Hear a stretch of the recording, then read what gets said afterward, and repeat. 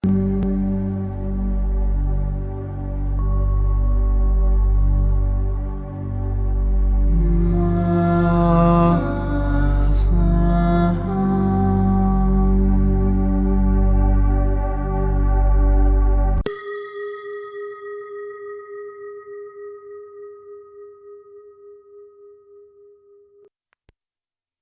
qui suit est la transcription d'un échange entre Mathias de Stefano, désigné ici comme moi, et son soi supérieur désigné comme je suis.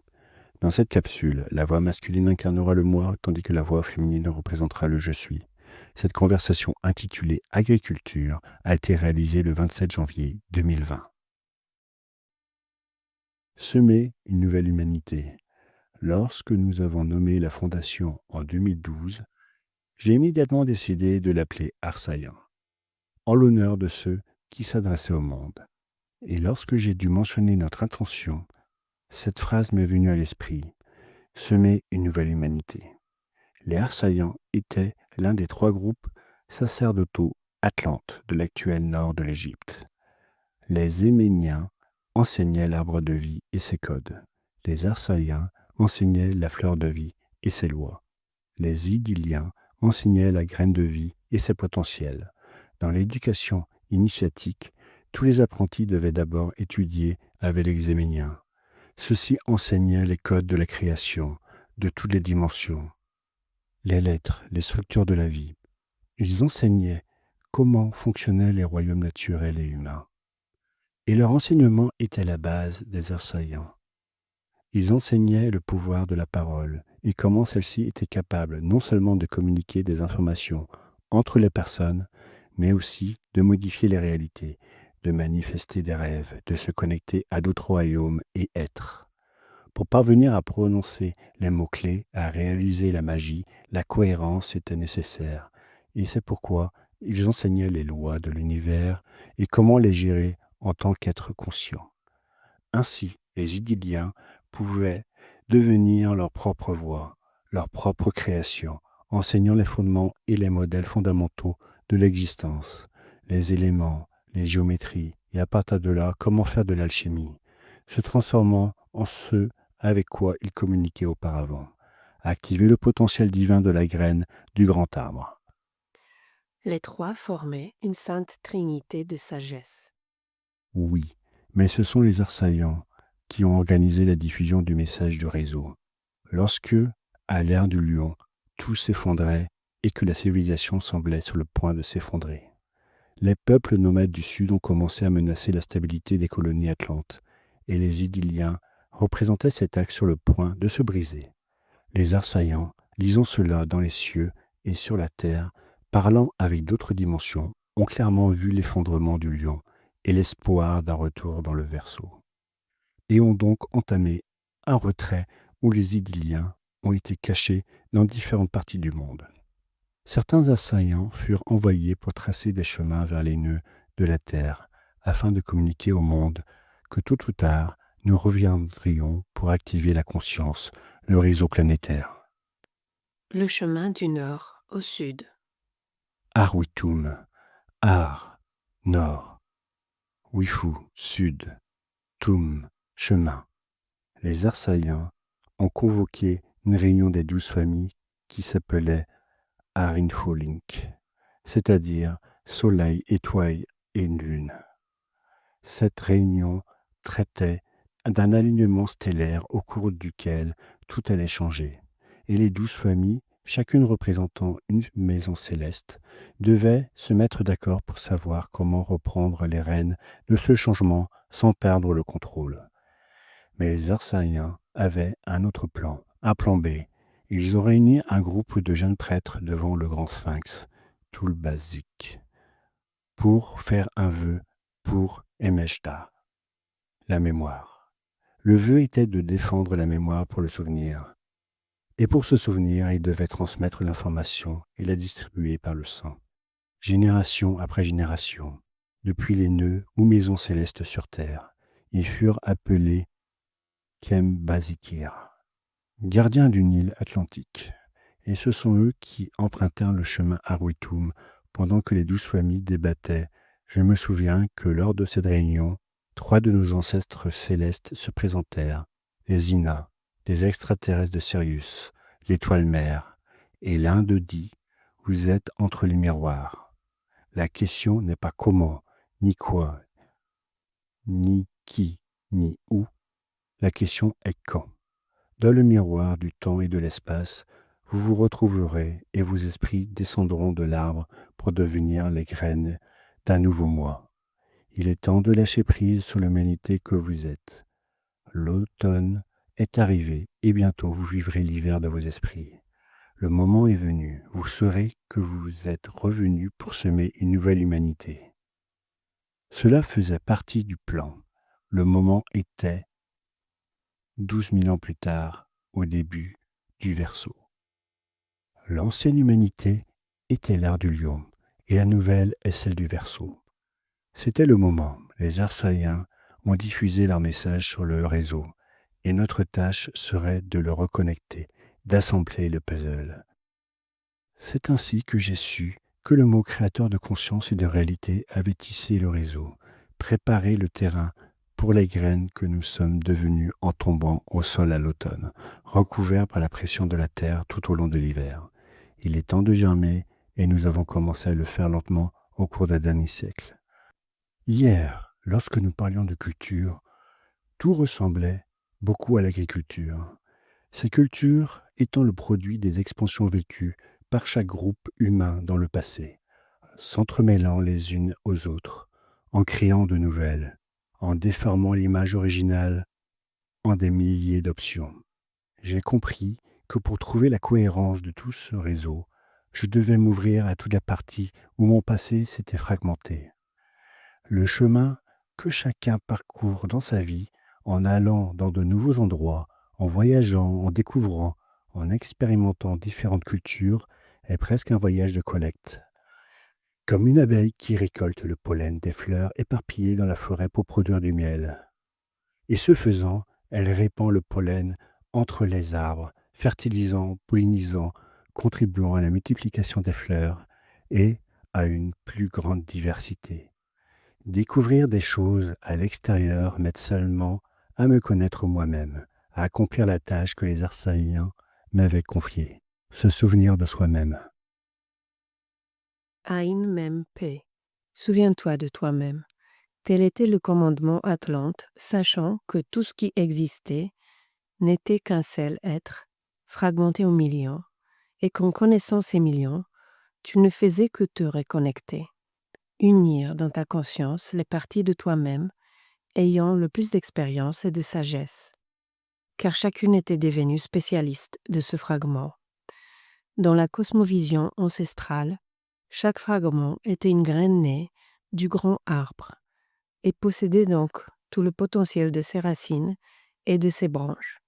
Mais, en même temps, c'est un nouvel arbre avec ses propres qualités et particularités qui le rend unique. Reconnaître les graines comme faisant partie du même arbre vous permet de voir toutes les capacités que vous possédez en vous à travers les autres. C'est ce dont nous avons parlé hier. La culture, le développement de l'art intérieur, de la technologie qui nous permet de nous cultiver, de connaître les options, de semer l'esprit, d'arroser l'âme et de soutenir les nutriments du corps. La culture étant le fruit à récolter de la plante que je suis devenu, l'être. Le chemin initiatique que les Ina ont décrit aux humains est la méthode par laquelle vous faites germer cette graine et la transformer en son propre arbre. Le temps et l'espace dont il parlait, les cycles, les étapes, les écoles, tous décrivent la méthode par laquelle réaliser une telle tâche. Et quelle est la méthode qui éveille la technologie de notre culture? Tu l'appelles agriculture. Je pourrais penser que tu me dis que pour devenir un être spirituel, je dois devenir agriculteur. C'est exact. N'est-ce pas ce que tu as dû faire? Penses-tu que c'était le fruit du hasard? Je suppose que non. Quand ma mère m'a dit que j'irais dans une école à la campagne, je n'ai pas du tout aimé l'idée. Mais ensuite, j'ai appris à l'apprécier, et encore plus quand j'ai compris la logique derrière cette décision. J'avais environ 10 ans quand elle me l'a dit. et je fréquentais une école près de chez moi, appelée Escuela de los Padres, dans la rue Sarmiento, du nom d'un héros de l'éducation en Argentine. J'aimais bien cette école, elle était originale. Mais ma mère, je ne sais pas pourquoi, a dit qu'elle voulait m'inscrire dans une autre école où je passerais la majorité partie de la journée à apprendre les choses sur la campagne. J'ai refusé catégoriquement. Je détestais cette idée. Nous devions commencer à 7h30 chaque jour et rentrer à la maison à 17h30. Nous mangions, prenions le goûter, vivions avec les professeurs. Et quand nous étions plus grands, nous devions effectuer des tâches agricoles.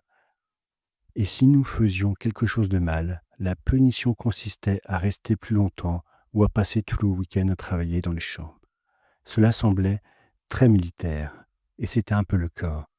Mais avec le temps, j'ai compris quelque chose. C'était la vraie vie, celle de toujours. C'est ainsi que l'humanité a commencé. L'école s'appelait Centro Agrotécnico Regional, car ces salles de classe donnaient sur des jardins fleuris et des fontaines. Nous avions tous des uniformes de campagne, et en plus des matières normales, nous avions des tâches agricoles, potager, apiculture, élevage, équitation, lombriculture, aviculture, compost, arbres fruitiers, machines, grands animaux. À l'école, nous apprenions tout, de la graine au produit final, de l'embryon à la cuisson de l'animal. Nous apprenions à tout recycler, à conduire des tracteurs, à utiliser tous les outils agricoles, à distinguer les mauvaises herbes des céréales, à nettoyer les toilettes, à fabriquer des cuirs et des objets artisanaux à partir des animaux et des plantes. Nous apprenions à cuisiner, à nettoyer les salles de classe, le jardinage, les sciences, la chimie, la philosophie, les mathématiques, la langue, l'anglais, la littérature. C'était tellement dense qu'il était impossible de tout comprendre. Et même si c'était génial, c'était stressant. Et on oubliait souvent que nous étions des enfants, pas des ouvriers agricoles. Cependant, quand je repense à mes ancêtres, aux parents de ma grand-mère, je me rends compte qu'ils avaient vécu leur vie ainsi, en faisant la même chose que moi, mais par manque de connaissances générales. Quand j'allais au supermarché et que je voyais un légume, je comprenais le travail qui se cachait derrière sa culture, la patience, le dévouement. L'agriculture est la culture de l'agro. Agro vient du grec et de l'indo-européen ager, qui signifie terrain, terre. En grec, le mot ager a donné naissance au concept ageia, qui décrit l'ensemble des terres, que nous appelons aujourd'hui Gaïa, la terre. C'est donc de là que vient le nom si spirituel de la planète, du mot terre arable. Comme nous l'avons souvent dit, l'être humain doit sa vie à la terre, car il est fondamentalement fait de terre. Le mot humain signifie terre humide, du latin humus, et la qualité d'être humain s'appelle humilité. Une qualité très rare chez l'être humain. L'humilité est la qualité d'être connecté à la terre, et donc d'apprécier ce qui vit et pousse sur elle. Son attribut est d'être humble, ce qui décrit l'idée qu'un humain doit apprécier ce qui se trouve sous ses pieds, car c'est ce qui lui donne la vie. Quelqu'un qui regarde tout le temps vers le ciel et cherche le divin dans les étoiles, manifestant la volonté d'abandonner le monde, de s'en libérer et de flotter dans le cosmos, est un être dépourvu d'humilité, car il ne regarde pas la terre, il regarde le ciel. Il n'apprécie pas ce qui se trouve sous ses pieds, mais préfère ne pas le sentir. L'humilité est liée au fait d'être pieds nus, non pas parce que l'humilité est liée à la pauvreté, mais parce que cela signifie qu'il ne met pas de barrière entre son corps et ce monde. On pense pourtant souvent que l'humilité est propre aux pauvres, car on décrit souvent les pauvres comme humbles. C'est une erreur conceptuelle. L'humble n'est pas celui qui a moins, mais celui qui apprécie et partage ce qu'il a. Un être peut être avare et prétentieux, égoïste et pauvre. Le concept d'humilité a été associé à la pauvreté pour la même raison que la pauvreté est considérée comme un cadeau céleste. Une stratégie politico-religieuse visant à faire croire que le royaume des cieux appartient aux pauvres sales, qui travaillent la terre et se salissent chaque jour dans la boue. Cette idée a associé l'humilité à la pauvreté, alors qu'elles n'ont rien à voir l'une avec l'autre. L'humilité, c'est l'appréciation du monde, de la richesse de la terre, le fait de profiter de l'existence, de partager ce que l'on obtient, de ne pas mettre de barrière entre le sol et le corps, d'oser sentir la poussière et la boue dont on est issu. Les premiers humains se couvraient de boue, utilisaient des talcs et des poudres pour se protéger du soleil et des insectes. Et c'est pourquoi on disait que les premiers humains étaient nés de l'argile, car ils sont revêtés. Ils mangeaient des racines, des fruits et des légumes, jusqu'à ce qu'ils découvrent comment cultiver. Ils s'émerveillaient devant le ciel, non pas pour y aller, mais parce qu'il leur indiquait comment s'aimer et récolter. Tout le potentiel humain, toute la technologie est née de leur relation avec la terre. Toute culture est née de la culture. Toute civilisation était basée sur la nourriture. Toute stabilité reposait sur l'alimentation. Toute sécurité était attribuée à la terre. Toute divinité se manifestait dans les éléments. Toutes les cérémonies et célébrations sont nées de l'honneur rendu à l'agriculture et à ses cycles. Toutes les dates festives sont le produit traditionnel d'un produit né de la terre. Et soudain, l'humain a décidé de regarder vers le ciel et d'oublier la terre, et a cru que celle-ci n'était qu'une ressource créée pour les humains, à notre merci. L'humain s'est cru divin, et son être a été dominé par l'ego, consumé par le feu spirituel. Il s'est détaché de la terre, lui a tourné le dos et l'a utilisé à sa guise. L'homme s'est tellement déconnecté du monde qu'il a mis des chaussures pour ne pas se salir, et celles-ci sont devenues de plus en plus hautes pour se rapprocher du soleil et s'éloigner du sol. Au lieu de regarder leurs pas, ils ont levé le menton, arrêté leur nez, regardé l'horizon, et ont voulu tout ce qu'il y avait là-bas pour eux. L'ego, se croyant divin en soi, a commencé à dominer la terre et ses ressources, et s'est éloigné de la campagne pour vivre en ville. Et le moment le plus inattendu est arrivé. Ne pas savoir d'où viennent les choses que nous mangeons. Exactement. C'est incroyable de voir à quel point la plupart des humains ignorent souvent d'où proviennent les aliments. Ou qu'un poulet est une poule. Ou d'où vient un œuf, une carotte, une pomme, une tomate, de la viande. Je suis souvent étonné que la plupart des gens ne sachent pas d'où proviennent les aliments, à quel point il est difficile de les produire, et à quel point ils sont souvent mal produits, alors que tout ce que nous faisons est basé sur l'alimentation. Sans nourriture, nous mourrons, et pourtant, nous semblons ne pas nous soucier de l'origine des choses. L'être humain se perd non pas parce qu'il ne sait pas où il va, mais parce qu'il a oublié d'où il vient. Un arbre tombe parce qu'il perd ses racines, pas ses branches. Je comprends pourquoi j'ai passé 5 ans de ma vie dans une école agrotechnique. J'avais besoin de vivre la terre, de la travailler, de comprendre comment on la cultive, comment les choses en surgissent, de comprendre le paysan, l'agriculteur, l'éleveur. Ce sont des métiers qui semblent éloignés et précaires aux yeux du monde actuel. Et l'industrialisation a considéré que ces tâches pénibles pouvaient être effectuées par des machines. Et on a encouragé la surproduction, arguant que cela générerait plus de ressources pour l'humanité. Pourtant, plus la production est importante, plus la faim est grande. Dans de nombreux cas, on accuse les agriculteurs d'être des propriétaires terriens. Mais pour être agriculteur, il faut posséder des terres. En Argentine, par exemple, l'agriculture est la seule économie vivante et stable qui soutient l'histoire du pays.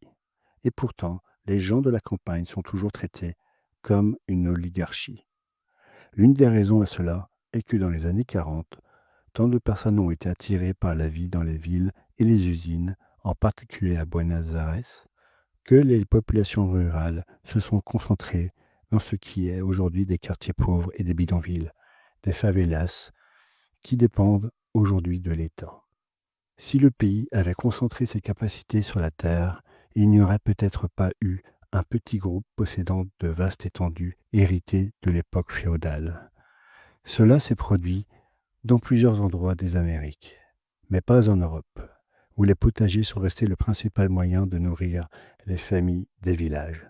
Car en raison de toutes les guerres, les Européens ont très bien compris l'importance de produire leur propre nourriture. Un pays est fort pour 2 raisons. Son lien avec sa terre et son éducation. Le lien avec la terre implique la reconnaissance de ses ressources naturelles, la conscience qu'elles font partie du corps humain qui l'habite, que ce que vous faites à la terre, vous le faites à vous-même, que ce que vous produisez et la manière dont vous le produisez nourrissent votre corps et votre âme. Connaître le potentiel du sol, c'est éveiller l'humilité. Reconnaître que les choses ne surgissent pas par la magie de la pensée, mais par l'alchimie de la manifestation. Cela peut sembler absurde, mais savoir comment une tomate naît, pousse et se reproduit est la base de la véritable humilité. Connaître le cycle de l'eau, le travail d'une abeille, la patience d'un arbre, le dévouement d'une fourmi, savoir d'où viennent les fruits, combien de temps ils mettent à pousser, savoir d'où vient la viande, le temps et les ressources nécessaires pour la produire, ainsi que les émotions et le développement des animaux que vous consommez. Savoir que ce qui vous nourrit est vivant vous rend responsable de ce qui vit et de ce qui vous nourrit. Ainsi, une clé fondamentale de la spiritualité, de la prise de conscience planétaire, réside dans l'humilité de devenir agriculteur, d'honorer au moins le travail de ceux qui produisent et la capacité infinie de la terre à générer. C'est dans les champs que l'humanité est née, et c'est grâce aux champs qu'elle continue de vivre. Combien de temps vous faudra-t-il encore pour reconnaître l'essentiel de votre existence? L'air que vous respirez gratuitement est produit par les arbres. Si vous voulez respirer davantage, plantez plus d'arbres.